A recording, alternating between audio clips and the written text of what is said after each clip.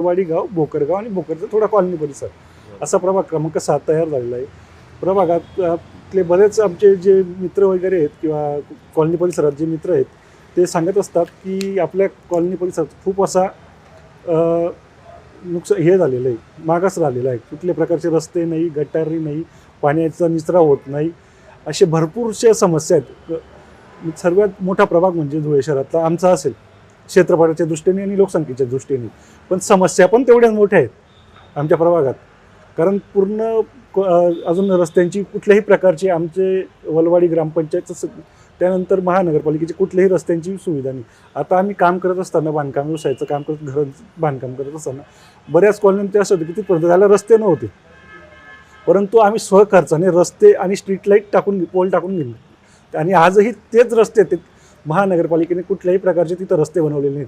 आजही लोकांनी त्याच रस्त्याने ये जा करतायत. म्हणून आम्ही जेव्हा प्रभागात फिरतो, कॉलनी परिसरात फिरत असतो, तेव्हा ते लोकांची इच्छा आहे की आत्ता कुठेतरी बदल झाला पाहिजे आणि हे सुधारणा झाली पाहिजे. कारण सर्वात जास्त वलवाडी कॉलनी परिसरातून जो कर असतो महानगरपालिकेत, तो आमच्या वलवाडी कॉलनी परिसरातून जातो. आणि सुविधा हा कुठल्याही प्रकारच्या नाही आहेत. पूर्ण धुळे शहरातून जर कुठल्याही प्रकारचा जास्त कर जात असेल तर तो वलवाडी कॉलनी परिसरातून आणि वलवाडी गावातून जातो. परंतु सुविधांच्या बाबतीत सर्वात मागासवर्ग असेल तर तो आमचा वलवाडी कॉलनी परिसर आहे. वर बांधकाम परवानगी असेल किंवा या प्रकारचा खूप प्रकारचा कर हा आमचा सर्वात जास्त वलवाडीतून जातो, कॉलनी परिसरातून जातो. परंतु सुविधांच्या बाबतीत कुठलाच आमच्याकडे खूप दुर्लक्ष झालेलं आहे. म्हणून लोकांचीच अपेक्षा आहे की आता हा आपला समस्या किंवा आपले जे तोंड आपल्या वाचा फोडली पाहिजे. म्हणून लोकांची इच्छा आहे की आता हा आपला आवाज म्हणून तुम्ही महानगरपालिकेत गेलं पाहिजे.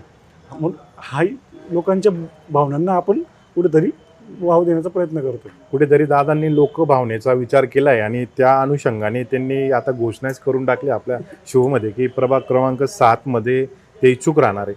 दादा, आपला प्रभाग क्रमांक 7 मध्ये कसा प्रकारे संबंध आला आणि कशा प्रकारचे